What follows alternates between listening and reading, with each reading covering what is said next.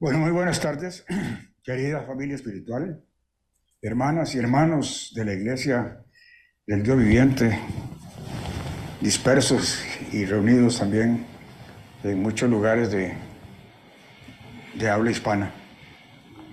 Bajo la bendición de Dios, tenemos nuevamente la oportunidad de compartir este sábado en línea, pero realmente congregados por el vínculo del Espíritu Santo de Dios, invitados por nuestro Padre Celestial y con la presencia de nuestro hermano mayor, el Señor Jesucristo.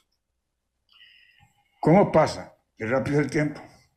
Y parece que fue ayer, el sábado anterior, cuando estábamos reunidos para la Santa Convocación en la ciudad de Medellín, Colombia, como unas 90 personas reunidas.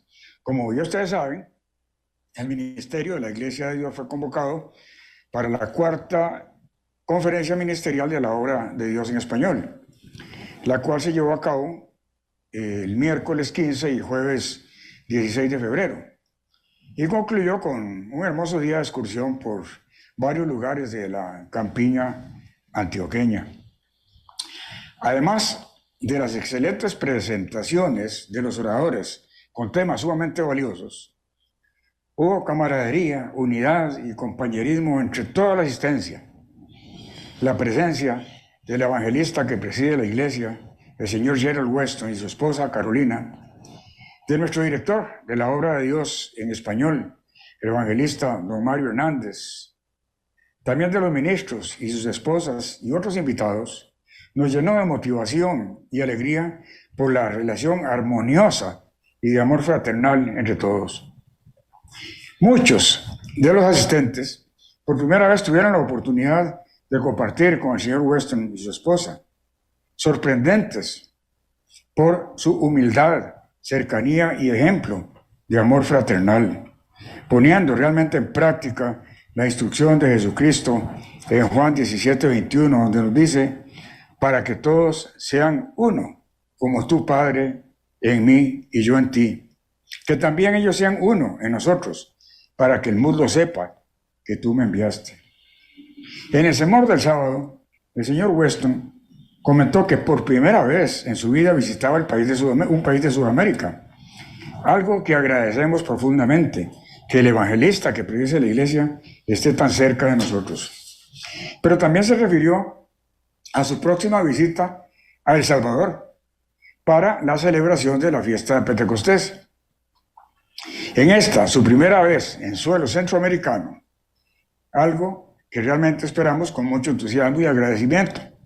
Porque cuando le hicimos la invitación por medio del señor Mario Hernández, su respuesta de aceptación fue inmediata y se dispuso a hacer algunos arreglos para poder estar con nosotros durante esos días, cambiar algún compromiso que tenía asignando a otra persona que lo representara. Y instantáneamente nos dijo que sí, venía con nosotros para el Pentecostés. Y además del señor Weston, estará el evangelista Mario Hernández, la señora Nora Kennel para el servicio de traducción y miembros de las congregaciones de El Salvador, Honduras, Costa Rica y Panamá. Y además, contamos con la posibilidad de que vengan miembros de otros países. Quisiera referirme someramente a los temas tratados en la conferencia ministerial, pero desde luego, tal vez solo mencionarlos, sin detalles, pero sí resaltar la estrecha coordinación entre los oradores, ya que de toda la conferencia se notó o mostró unidad en lo que significa la obra de Dios y su proyección dentro de este mundo agonizante. El señor Cristian Urrego inició con amplia información sobre los diferentes medios por los que se está llevando a cabo la misión de Jesucristo, de divulgar el Evangelio de Dios, de divulgar el Evangelio del Reino de Dios al mundo.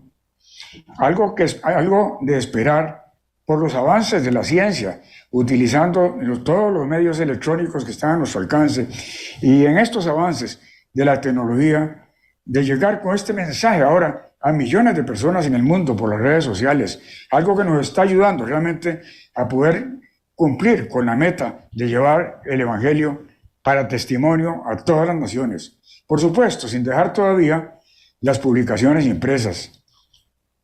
También habló del éxito dentro de la iglesia en cuanto a los estudios bíblicos y los servicios de santa convocación, como en esta ocasión, advirtiendo también que no debemos dejar de congregarnos. Vemos Hebreos capítulo 10, versículo 25 nos dice: no dejando de congregaros, como algunos tienen por costumbre, sino exhortándonos, y tanto más cuando veis que aquel día se acerca. O sea, podemos utilizar siempre los medios de transmisión en línea, pero en lo posible siempre debemos tener o practicar ese compañerismo en la santa convocación de los sábados. En su segunda exposición, el señor Cristian Borrego nos presentó una serie de títulos de publicaciones de expertos, advirtiendo básicamente de los problemas más graves que está sufriendo este mundo engañado, y en algunos casos enseñándonos o dándonos posibles soluciones.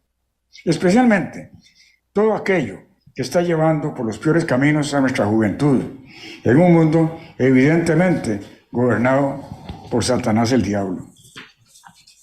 El señor Gerald Weston habló ampliamente sobre el desarrollo de la obra de Dios, destacando el gran trabajo que debe llevar a cabo el ministerio, apoyado principalmente por toda la iglesia. Dio ejemplos sobre sus experiencias a lo largo de sus años en el ministerio. Destacó también la situación actual de la iglesia en Latinoamérica, donde no solo hemos tenido muchísimos problemas con la deficiencia de los correos estatales que han venido de quedar bajísimos, es decir, ha habido que suspender las publicaciones en muchos países por la mala función de los correos y de los gobiernos que a veces nos detienen las publicaciones en las aduanas, y hay una serie de problemas, pero también donde está naciendo una fuerte corriente entre nuevos gobernantes hacia un socialismo de izquierda y otros en un supuesto comunismo que mantiene a sus países caminando en una dirección totalmente opuesta a los mandamientos de Dios. Algo que lamentablemente ha sido acogido con mucho beneplácito, principalmente por las generaciones más jóvenes. En esto nos ha insistido en la responsabilidad del ministerio de luchar infatigablemente para ayudar a muchos a llegar al verdadero arrepentimiento. Estimular con las promesas de protección de Dios, ejemplos como hablar del lugar de refugio para protegernos de la gran tribulación, es decir, darnos estímulo de que hay buenas cosas en el futuro, en tanto mantengamos nuestra obediencia a Dios y no nos dejemos desviar tan fácilmente por las corrientes de este mundo. Dios nos tiene promesas para quienes obedezcamos a Dios. También debemos predicar con mucho entusiasmo sobre el verdadero evangelio, que es la única esperanza real para un futuro maravilloso. Después de haber vivido en este mundo que empeora paso a paso, acercándonos al colmo de la maldad, la esperanza maravillosa es lo que predicamos, o lo que se predica por medio del evangelio de Jesucristo. Su segunda exposición la dedicó el señor Weston principalmente a dar principios y recomendaciones para la consejería. Cómo debemos presentarnos y tratar con los miembros y otras personas para realmente ayudarles, sin ofender y de una manera útil y provechosa. Dentro de todas las importantes recomendaciones, destacó el hecho de que para ser un buen consejero, lo más importante es que aprendamos a escuchar a las personas. A veces, dijo, con solo escuchar puede haberse logrado el propósito esperado y el alivio de los problemas del entrevistado. En las conclusiones, el señor Weston habló de los diferentes problemas tan graves que están azotando al mundo, estimulándonos a nunca rendirnos, manteniéndonos en un constante arrepentimiento y preparándonos para todo lo que se avecina.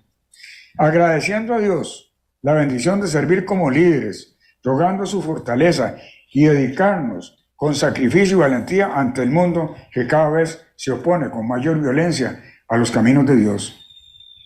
El señor Mario Hernández inició con instrucciones sobre la preparación del sermón, destacando el sermón como el punto culminante de la semana. Dios nos ordena no dejar de congregarnos, pero ya en la Santa Convocación el sermón ocupa el primer lugar. Los ministros nunca debemos, aconsejó, improvisar el sermón. Debemos darle una preparación seria y dedicar suficiente tiempo para hacerlo. Para la preparación, dijo, no hay reglas fijas, pero destacó 4 puntos a seguir. Primero dijo, la preparación de un sermón se inicia de rodillas, solicitando a Dios inspiración para decidir el tema. También para la preparación, que es un proceso, preferiblemente iniciando unos 7 días antes, es decir, tiempo suficiente para la reflexión, para la oración, también para el ayuno. Y recordando que la palabra de Dios es viva y eficaz, debemos darle la seriedad que es correspondiente para esto. El segundo punto dijo que hay que pedir sabiduría, por supuesto también en oración, recordando que sabiduría es conocimiento aplicado. Le dice a Dios, Padre bendito, dame conocimiento, cuando estamos en este segundo punto de la preparación del sermón.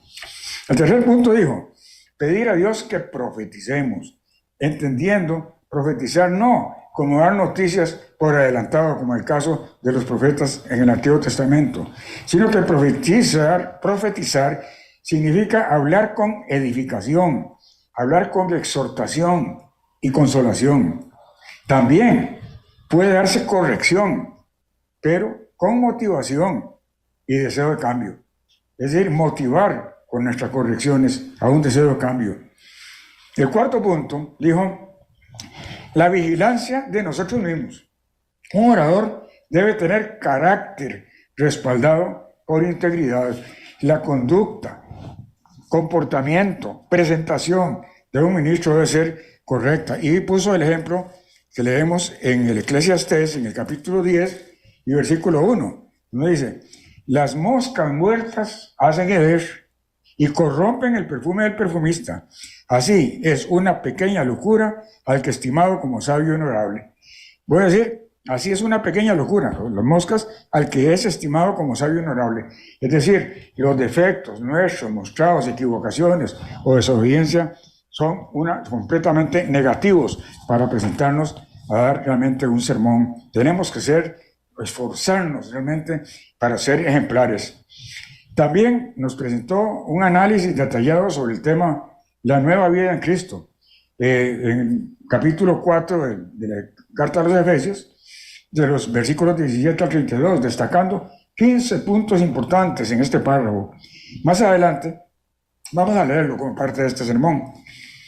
El señor Armando Rego explicó sobre la realidad de la humanidad actual, ubicándonos básicamente en tres grupos generacionales.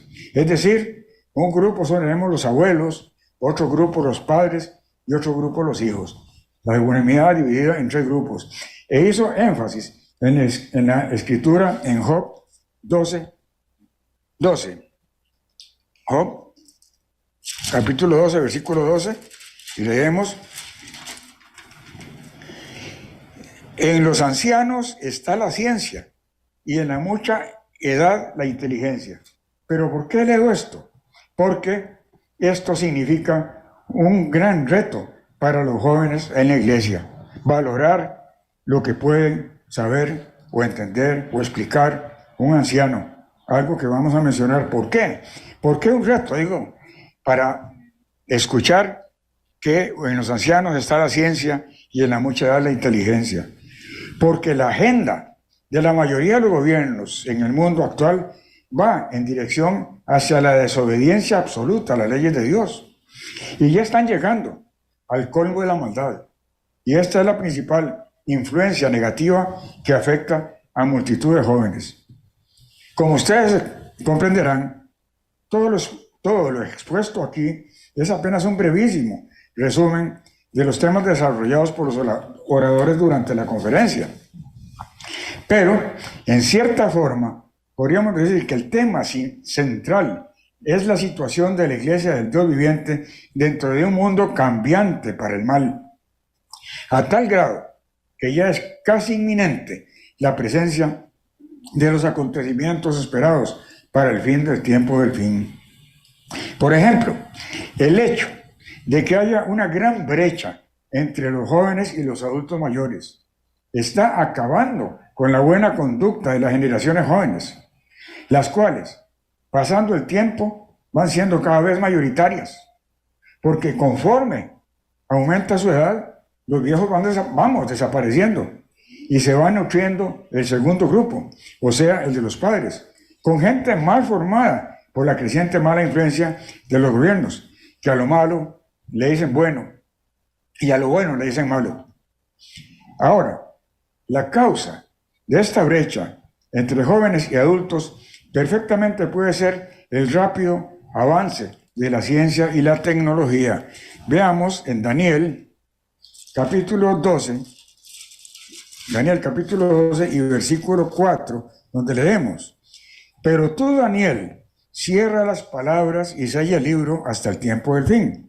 Muchos correrán de aquí para allá y la ciencia aumentará. Y esto lo vemos claramente. En una ocasión, escuché al señor Herbert Armstrong afirmar que cada 10 años la ciencia avanzaba tanto como lo que había avanzado en todos los años y siglos anteriores. Es decir, es una velocidad, una aceleración tremenda como van avanzando los nuevos conocimientos y la puesta en práctica en las tecnologías. Obviamente, esta es una suposición, pero no está alejada de la realidad. Entonces, los jóvenes, con su mente fresca, aprenden y utilizan las nuevas tecnologías con mucha facilidad. En tanto, los viejos, con muy poca facilidad, nos adaptamos apenas al uso de algunos sistemas o equipos novedosos, casi siempre por necesidad o por obligación. El chiste es bastante común, todo el mundo lo sabe. Cuando al abuelo se le presenta una dificultad en el uso de la computadora, llama al nieto de 2 años, el cual le resolverá el problema de inmediato. El chiste, obviamente, es una exageración, pero no está lejos de la realidad. Y precisamente aquí reside la raíz del problema generacional, porque los niños crecen con la idea de que sus abuelos e incluso los padres son unos ignorantes que nada les pueden enseñar. Y entonces se va abriendo esa enorme brecha generacional. Así entonces, los niños van creciendo, aprendiendo o formándose en medio de sus amigos o compañeros, quienes a su vez se han venido formando dentro de un mundo bajo el príncipe de la potestad del aire. Pero también es notoria la cantidad de niños que invierten incontables horas pegados a una tableta o al teléfono celular. ¿Qué observan o qué escuchan? Es muy difícil para los padres controlar lo que aprenden sus hijos, quienes muchas veces, ante la presencia de sus mayores, con una simple presión o un toquecito, cambian lo que no desean que vean sus padres. Cambian la imagen o cambian lo que están observando para que sus padres no se den cuenta que están viendo algo que ellos no aprobarían. Y por estadísticas también se está observando un enorme crecimiento en el problema de la miopía en niños desde sus primeros años.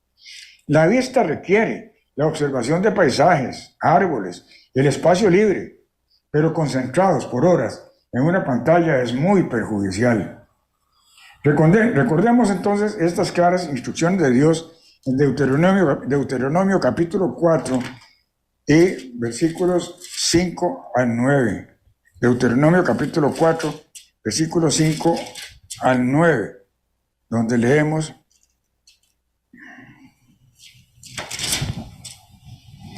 versículo 5 dice: mirad, nos dice el pueblo de Dios, dice: yo os he enseñado estatutos y decretos, como el Eterno, mi Dios, me mandó, para que hagáis así en medio de la tierra en la que vais a entrar para tomar posesión de ella.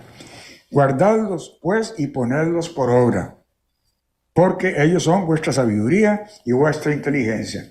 La obediencia a Dios es fundamental para nosotros en el pueblo de Dios. Dice: porque ellos son vuestra sabiduría y vuestra inteligencia ante los ojos de los pueblos.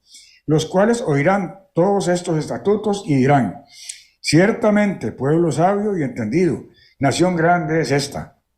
Porque ¿qué nación grande hay que tenga dioses tan cercanos a ellos como lo está el Eterno, nuestro Dios, en todo cuanto le pedimos? ¿Y qué nación grande hay que tenga estatutos, juicios justos, como es toda esta ley que yo pongo hoy delante de vosotros? Por tanto, guárdate y guarda tu alma con diligencia, para que no te olvides de las cosas que tus ojos han visto, ni se aparten de tu corazón, todos los días de tu vida. Ahora dice, todos los días de tu vida. Antes bien, las enseñarás a tus hijos y a los hijos de tus hijos. Es decir, les enseñaremos órdenes directas de Dios para nuestra obediencia y formación, incluyéndonos en la responsabilidad que nos asigna de formar en el camino correcto a nuestros hijos y a nuestros nietos. Debemos cumplir con este deber, pero algunos lo lograremos y otros no, en tanto que el mundo, aparte de la iglesia, seguirá apartándose cada vez más de los caminos de Dios y llegando, como hemos mencionado ya, al colmo de la maldad, llevándose arrastrada a la juventud mayoritariamente. Ante la pregunta del juez injusto que leemos en Lucas capítulo 18, Lucas capítulo 18 y versículo 7 y 8, leemos: ¿y acaso Dios no hará justicia a sus escogidos, que claman el día y la noche? ¿Se tardará en responderles? Os digo que pronto les hará justicia. Está hablando del pueblo de Dios, dice. Pero cuando venga el Hijo del Hombre, ¿hallará fe en la tierra? Sí hallará, claro. Cuando venga Jesucristo, sí hallará fe en la tierra, pero únicamente dentro del pueblo de Dios, la pequeña manada, quienes hemos estado pidiendo en nuestras oraciones que Dios nos conceda la fe de Jesucristo. Lo leemos en Hebreos capítulo 12 y versículo 2. Nos dice: puesto los ojos en Jesús, el autor y consumador de la fe. Somos, como lo mencionamos, una pequeña manada, unos pocos miles, realmente en un mundo opuesto a las enseñanzas del Eterno y al nombre de Jesucristo. De manera que mientras estemos cumpliendo con nuestro deber de continuar con la comisión de Jesucristo, de predicar el Evangelio del Reino de Dios al mundo entero, a todas las naciones para testimonio, las reacciones no se harán esperar y seremos atacados con una violenta persecución. Vamos a Lucas capítulo 21. Lucas capítulo 21, versículos 10 y 12, donde leemos: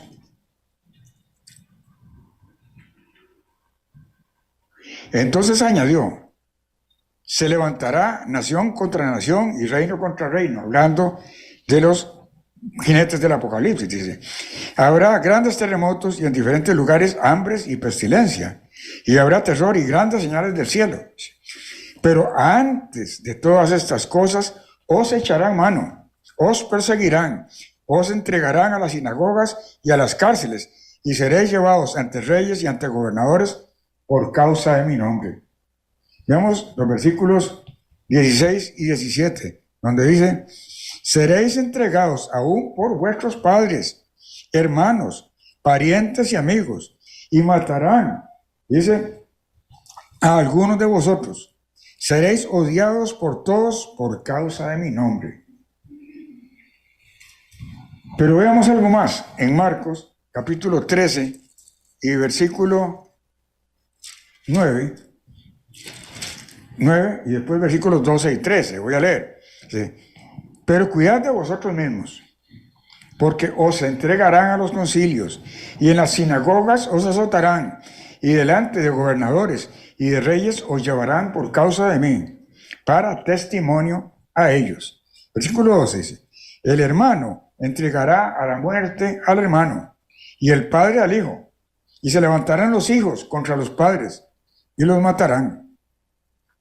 Y seréis odiados por todos, por causa de mi nombre, pero el que persevere hasta el fin será salvo. Es decir, se nos profetiza aquí una terrible y violenta persecución hacia la iglesia, incluso entre los familiares más cercanos. Vemos hasta como crímenes de hijos hacia sus padres, crímenes entre hermanos y hermanos, y crímenes de padres hacia sus hijos. Es evidente entonces que esta división entre generaciones deformará terriblemente a la humanidad hasta llegar, como ya lo hemos repetido, hasta el colmo de la maldad. Lo que motivará entonces la venida del día del Eterno como preámbulo del reino de Dios. Así lo advierte en Malaquías capítulo 4. Malaquías capítulo 4 y versículo 5. Leemos, dice: yo os envío al profeta Elías antes que venga el día del Eterno grande y terrible. Dice. Así lo advierte Malaquías 4. Pero nos dice, tanto en Mateo como en Marcos 13, que el que persevere hasta el fin, este será salvo. Y las Escrituras hebreas terminan con un capítulo que nos llena de ánimo y fortaleza, pero también de advertencia. Vamos a Malaquías nuevamente, capítulo 4, pero empezando en el versículo 1, dice: ciertamente, dice, viene el día ardiente como un horno, y todos los soberbios y todos los que hacen maldad serán estopa. Aquel día que vendrá los abrazará, dice el Eterno de los ejércitos, y no les dejará ni raíz ni rama. Esto es comenzando el día del Eterno grande y terrible, nos dice. Ve el versículo 2, dice: mas para vosotros, los que teméis mi nombre, nacerá el sol de justicia, y en sus alas traerá salvación. Saldréis y saltaréis como becerros de la manada, simbolizando mucha felicidad para nosotros. Versículo 3 dice: pisotearéis a los malos, los cuales serán ceniza bajo las plantas de vuestros pies en el día que yo actúe, dice el Eterno de los ejércitos. Acordaos de la ley de Moisés mi siervo, al cual encargué en Horeb ordenanzas y leyes para todo Israel. Repito, dice: yo os envío al profeta Elías antes que venga el día del Eterno grande y terrible. Ahora vemos, versículo 6 dice: él hará volver el corazón de los padres hacia los hijos, y el corazón de los hijos hacia los padres, no sea que yo venga y castigue la tierra con maldición. Observemos aquí varias cosas. Primero, que la profecía de Malaquías es dirigida al pueblo de Dios. Veamos Malaquías 1:1, donde dice: profecía, palabra del Eterno contra Israel por medio de Malaquías. Y en el capítulo 4 y versículo 2, que ya leímos, dice: mas para vosotros, los que teméis mi nombre, nacerá el sol de justicia, y sus alas traerá salvación. Saldréis y saltaréis como becerros de la manada. Nos está hablando aquí al pueblo de Dios, de manera que la esperanza profetizada en el versículo 6 es para los padres y los hijos de la iglesia de Dios, no para el mundo. Veamos lo que dice. Notemos con claridad que dice: él volverá el corazón de los padres hacia los hijos y el corazón de los hijos hacia los padres, indicándonos que antes se ha presentado una especie de simbiosis negativa, es decir, esa brecha generacional que podemos estar sufriendo. Es decir, tanto han contribuido a la brecha generacional los padres como los hijos. A ambos se nos reclama la responsabilidad. Es muy frecuente que los padres se aparten mucho de sus hijos, dejándolos muchas veces solos para su propia comodidad, o que pasen la mayor parte del tiempo frente a las pantallas, en tanto que los padres se dedican a sus propias actividades o a sus propios placeres, tal vez resolviendo algunos asuntos de su trabajo o pasando el tiempo frente al televisor, incluso tal vez disfrutando de su bebida favorita y los hijos solos por allá. Esto hace que cuando los hijos preguntan o piden algo a sus padres, no son escuchados con la debida atención. Es frecuente oír a los niños, papá, papá, papá, o bien, mamá, mamá, mamá, insisten, pero sin recibir respuesta. Y el niño se aleja decepcionado. Recordemos lo que dijo el señor Weston, su sermón, con respecto a la consejería, perdón, que a veces con solo escuchar a una persona se resuelve un problema. A los hijos hay que dedicarles toda nuestra atención, hay que escucharlos. Bueno, esto no es algo nuevo tampoco. Recuerdo, cuando era pequeño, a mí me sucedió y a muchos niños les ocurría, que tal vez en una reunión de adultos o en una visita, el niño se interesaba en la conversación y se disponía a dar su opinión. Y muchas veces escuchamos, no te metas en la conversación de los grandes.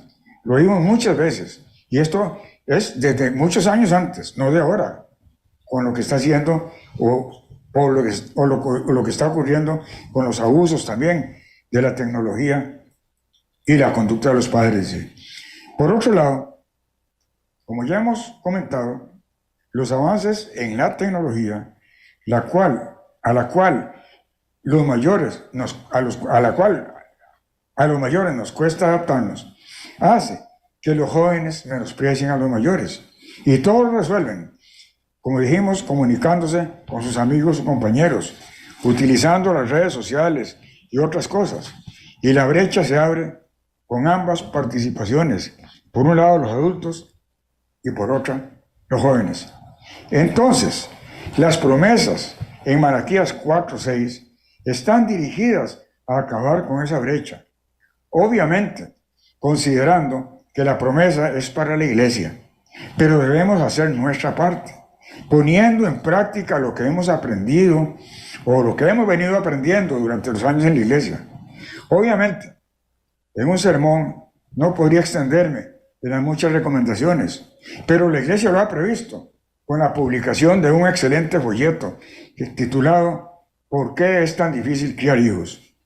Menciono este folleto porque es indispensable que toda la membresía de la iglesia lo estudie y lo consulte. Bueno, no es mi deseo ofender a nadie, pero varias veces hemos notado que en la actualidad, en la iglesia, muchas personas no estudian las publicaciones, que de hecho son importantes para nuestra formación. De aquí no veo a nadie, excepto a nuestra hija Crista, que nos está ayudando con la transmisión. Pero aparte de ella, solo veo una cámara.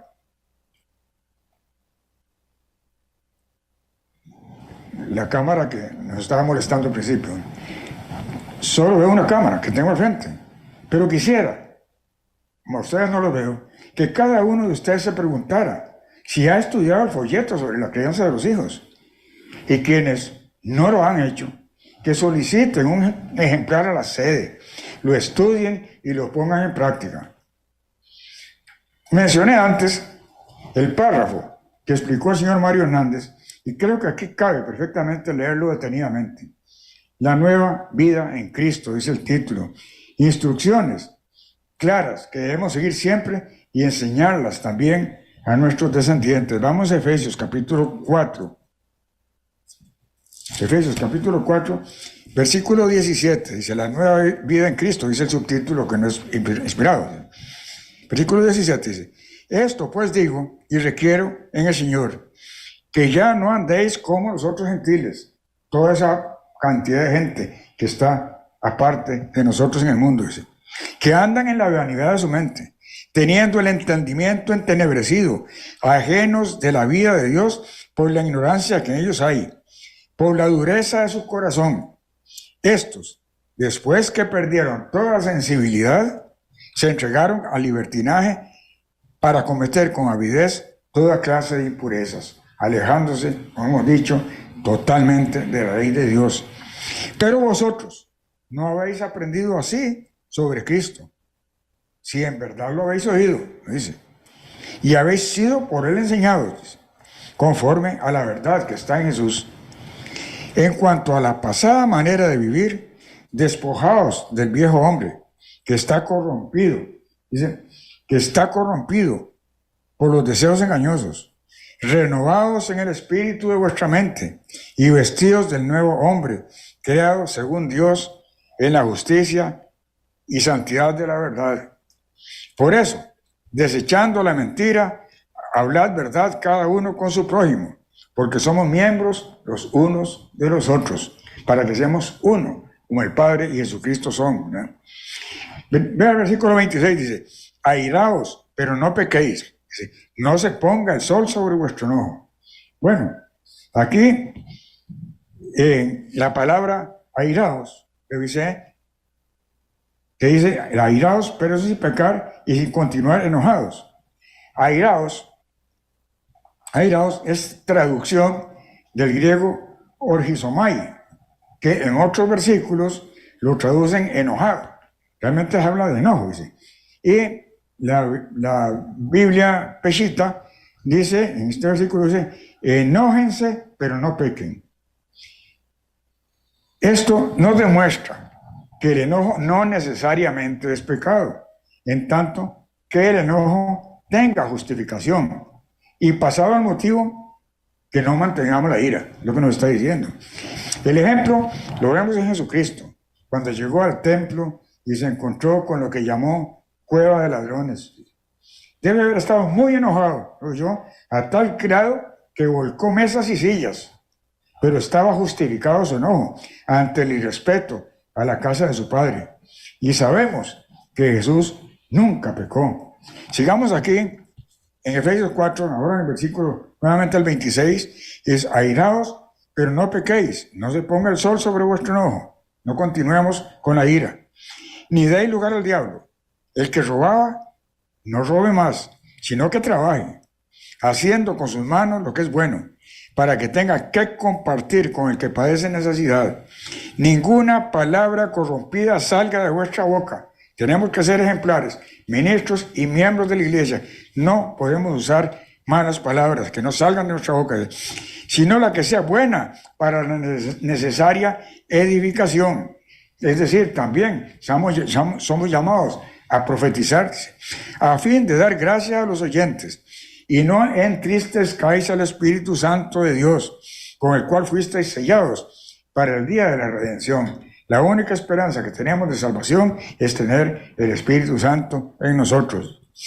Quítense de vosotros toda amargura, enojo, ira, gritería, maledicencia y toda malicia. Antes, sead bondadosos unos con otros, misericordiosos, perdonándonos unos a otros, como Dios también os perdonó a vosotros en Cristo. Por este párrafo leído es toda una obra de maravillosa inspiración para todos nosotros. Leámoslo muchas veces, porque no lo podemos captar todo el tiempo. Leámoslo muchas veces cuando estudiamos la Biblia.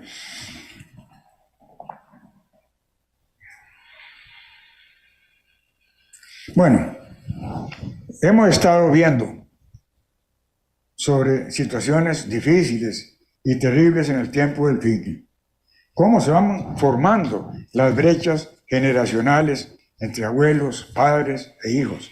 En tanto que los abuelos van pasando, los hijos que van creciendo en edad, malformados por el mundo, llegan a ser padres malformados.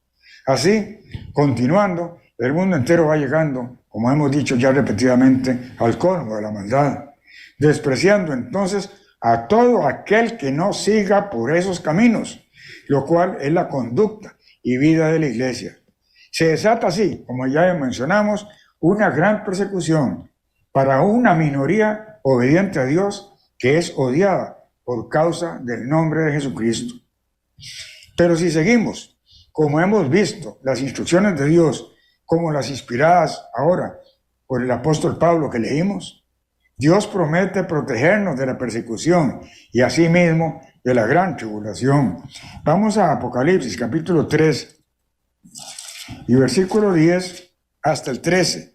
Dice, por cuanto has guardado la palabra de mi paciencia, yo también te guardaré de la hora de la prueba que ha de venir sobre el mundo entero para probar a los que habitan sobre la tierra. Aquí están hablando ni más ni menos que de la gran tribulación. Versículo 11 dice, vengo pronto, retén lo que tienes para que ninguno tome tu corona. Es decir, estamos asignados a ser reyes y sacerdotes, pero no podemos perder esa corona con nuestra conducta.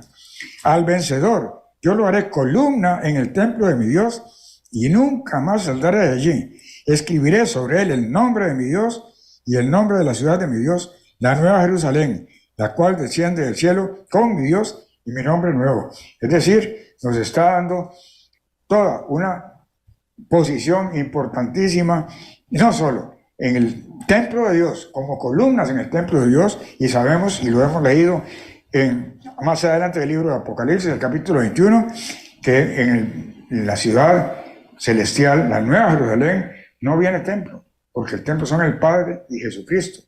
Y nosotros seremos las columnas en ese templo. Esa es la gran promesa que tenemos. Pero dice, al vencedor yo le haré columna en el templo de mi Dios y nunca más saldré de allí, dice. Y además nos va a dar un nombre nuevo, o sea, tendremos el apellido o el apellido al llegar a ser verdaderos miembros de la familia de Dios, que será nuestro apellido, dice. Y además un nuevo gentilicio, ser parte de la ciudad de Dios, la nueva Jerusalén. Esas son promesas maravillosas. Ahora pasemos al capítulo 12 y vemos más protección todavía en este tiempo cuando venga la tribulación. También leemos en el capítulo 12, versículos 9 hasta el 17. Vamos a leer, dice. Y fue lanzado fuera el gran dragón, la serpiente antigua, que se llama Diablo y Satanás, el cual engaña al mundo entero. O sea, el príncipe de la potestad del aire que está engañando al mundo entero, cada vez más. Se fue arrojado a la tierra y sus ángeles fueron arrojados con él. Entonces oí una gran voz en el cielo que decía, ahora ha venido la salvación, el poder y el reino de nuestro Dios y la autoridad de su Cristo, porque ha sido expulsado el acusador de nuestros hermanos, el que los acusaba delante de nuestro Dios día y noche. Ellos lo han vencido por medio de la sangre del Cordero. Claro, fuimos justificados por la sangre de Jesucristo y de la palabra del testimonio de ellos que menospreciaron sus vidas hasta la muerte. Por lo cual, alegraos cielos y los que moráis en ellos. Ay de los moradores de la tierra y del mar, porque el diablo ha descendido a vosotros con gran ira, sabiendo que tiene poco tiempo. Él viene peor que nunca, ¿verdad? Cuando el dragón vio que había sido arrojado a la tierra, persiguió a la mujer que había dado luz al hijo Aarón. Es decir, viene continuando la persecución humana, viene la persecución directa de Satanás, dice. Pero se le dieron a la mujer las dos alas de la gran águila para que volara de delante de la serpiente del desierto. Es decir, alas de la gran águila es que seremos posiblemente llevados por ángeles, como fueron esta misma expresión cuando los israelitas salieron de Egipto pasando el Mar Rojo, dice que pasaron en alas de águila, es decir, venían protegidos por los ángeles, dice, para que volara, fíjense, para que volara de delante de la serpiente al desierto, a su lugar, donde es sustentada por un tiempo, tiempos y la mitad de un tiempo, o sea, 1 año, 2 años y medio, 3 años y medio. Y la serpiente arrojó de su boca tras la mujer agua como un río, que entendemos una especie de ejército, dice, para que fuera arrastrada por el río. Pero la tierra ayudó a la mujer, pues la tierra abrió su boca y se tragó el río que el dragón había echado de su boca. Este versículo 17 es triste, pero a la vez es importante, porque dice, entonces el dragón se llenó de ira contra la mujer y se fue a hacer la guerra contra el resto de la descendencia de ella. Aquí está hablando de la era de la Odisea, aquellos que se entibiaron, que se enfriaron, que no siguieron plenamente los mandamientos como debe ser. Dice, contra los que guardan los mandamientos de Dios y tienen el testimonio de Jesucristo. Miren, los conocen, los tienen, pero se han puesto en tibieza, como lo dice el libro también del Apocalipsis en el capítulo 3. Este último, ahora, es importante repasar aquí los siguientes detalles sobre el tiempo del fin con advertencias y promesas. Vamos de nuevo a Lucas 21 y leamos a partir del versículo 25. Lucas 21.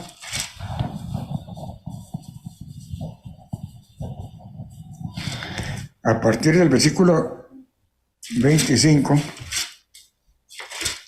donde leemos: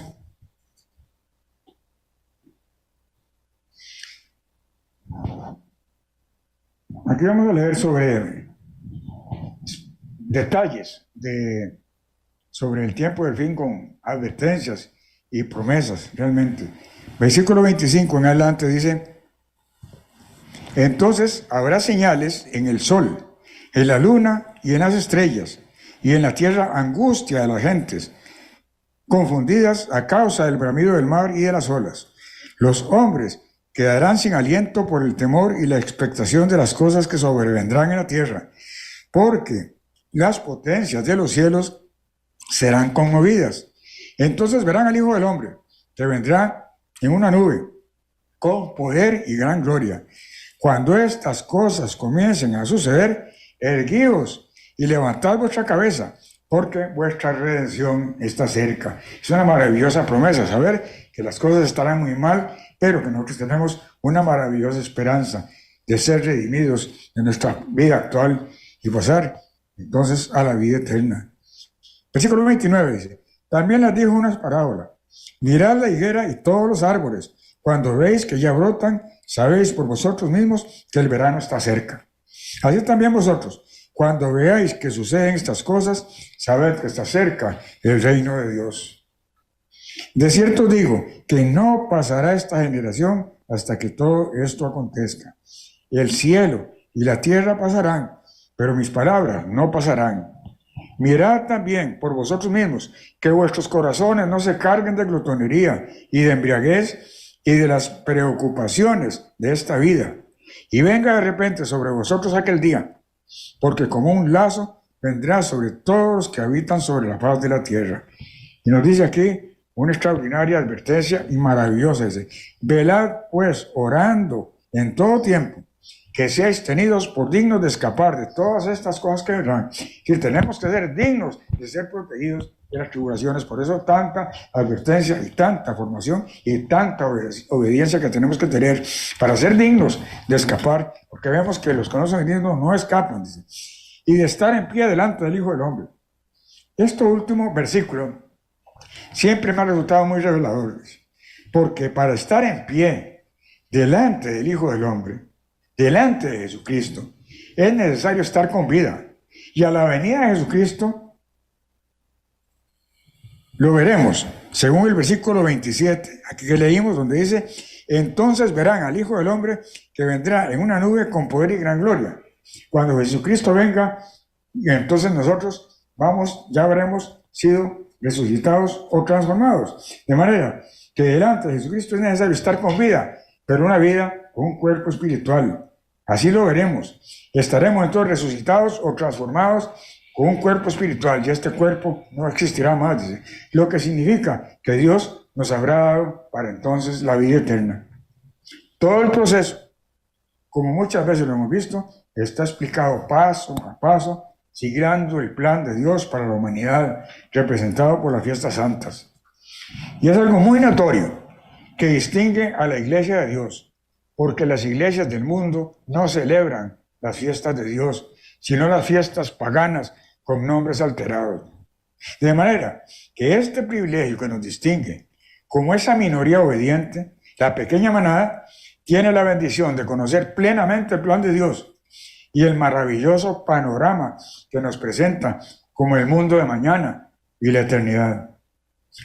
Somos una minoría, seremos perseguidos, pero Dios en su misericordia nos protegerá, como leímos en Malaquías 4:2.